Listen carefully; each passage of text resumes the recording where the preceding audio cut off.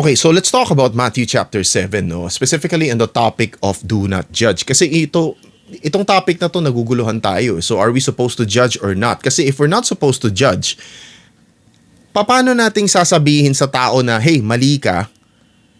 And how can we warn people of the dangers of sin? I mean, how can we even share the gospel if that's the case, right? No? So let us be very clear.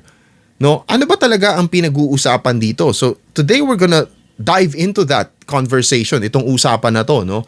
But before that, we need to understand that the same Jesus who told us that we shouldn't judge also told us in other chapters, in other passages in the Bible, that we should be judging. Take, for example, Luke chapter 12, verse 57. Ang sabi niya dito, why do you not judge for yourselves what is right? And if you go to John chapter 7, verse 24, sabi rin niya, do not judge by appearances, but judge with right judgment. Again, the idea is to judge rightly. Okay? Hindi niya sinabing hindi ka dapat nagja-judge, but you should judge rightly. Okay?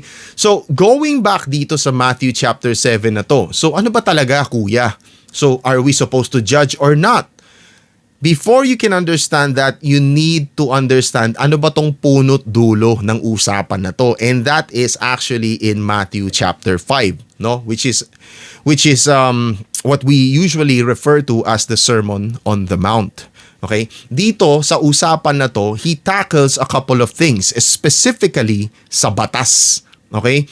He talks about, he elevates the law, he reinterprets the law, and really expounds on the essence of the law. Ano ba talagang ibig sabihin when you talk about murder, when you talk about hate, when you talk about adultery, no? And other stuff, no? So again, it elevates the real, he really shows us the real meaning, kung ano ba talaga ang hinahanap ng Diyos sa bawat isa, no?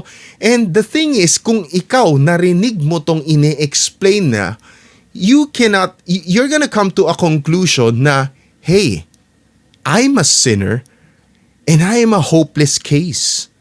Wala akong paraan para mailigtas ang sarili ko. Itong batas na pinagmamalaki ko, itong law ni Moses na pinagmamalaki ko, na sinasabi ko na nasusunod ko, hindi ko pala nasusunod. Kasi bakit? Let me give you an example.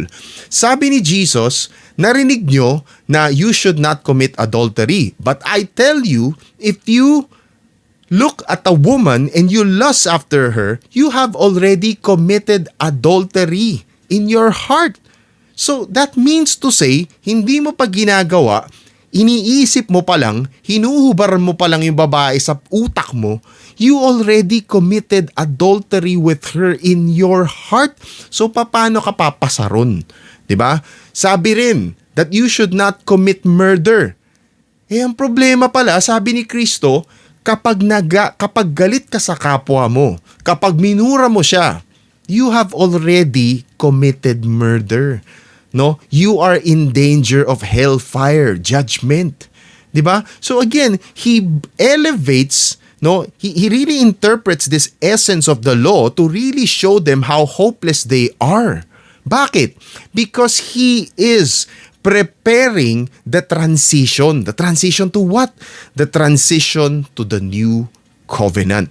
No? So, kausap niya mga Jews, and they are so proud that they have the law of Moses, that they are the descendants of Abraham. Now that you're armed with this background, you go back to Matthew chapter 7. Okay? Sabi niya dito, basahin natin, do not judge so that you will not be judged. For by the standard you judge, you will be judged, and the measure you use will be the measure you receive. So first of all, ano ba ang standard na ginagamit nila? It's actually the law of Moses. Di ba, alam natin na hindi nga nila kayang i-fulfill lahat ng requirements dun sa nakasaad sa law ni Moses. So, paano mo gagamitin ngayon itong standard na to? Right? If you use this standard to judge others, God will also apply the same standard sa'yo. And you will be judged because of that, makokondena ka. Okay? Magkakaroon ka ng malaking problema para kang kumuha ng bato at pinukpok mo sa sarili mong ulo.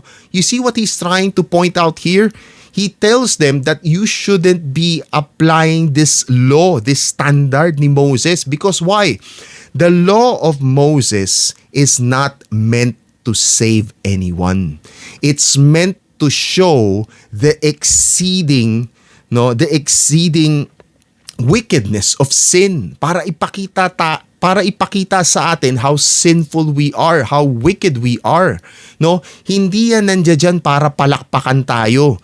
Okay, it was there in order to guard them. In order to guard them, nang sa ganon, pag dumating na si Kristo, yung focus nila mapupunta kay Kristo. Bakit? Kasi doon nila malalaman na napaka-hopeless pala ng kaso nila kapag umasa sila to fulfill yung batas ni Moses para mapunta sa kaharian ng Diyos. So you get the idea here. So Jesus isn't trying to tell them not to judge, but don't use a standard that doesn't work, a standard that only condemns, a standard that doesn't give any sort of remedy for sin. It doesn't cure the problem. It doesn't cure the root cause of the problem.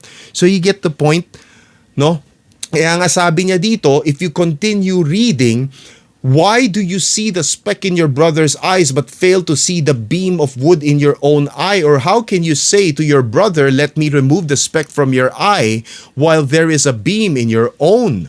You hypocrite, first remove the beam from your own eye and then you will see clearly to remove the speck from your brother's eye. So maintindihan nyo, ang sinasabi ni Jesus dito, you na nagmamalaki na meron kang batas ni Moses, that you feel that you are somehow special, that you are self-righteous, hindi mo nakikita ang katotohanan na makasalanan ka. Kasi bakit? You are so self-righteous to the point na meron ka ng isang malaking troso na nakaharang sa mata mo.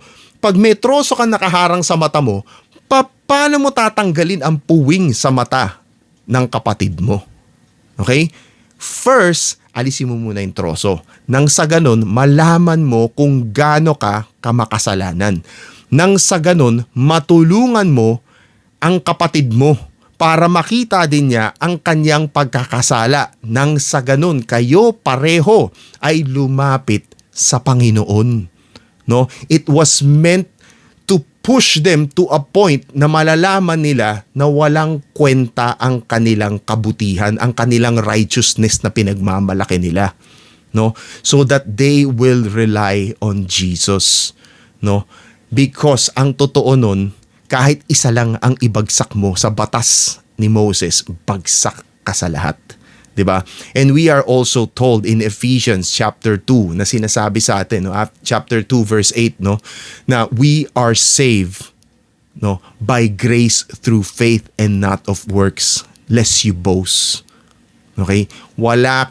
Hindi mo kayang isave yung sarili mo if you're going to apply the law of Moses. So might as well don't apply it to others, because God will apply it to you and you will be condemned.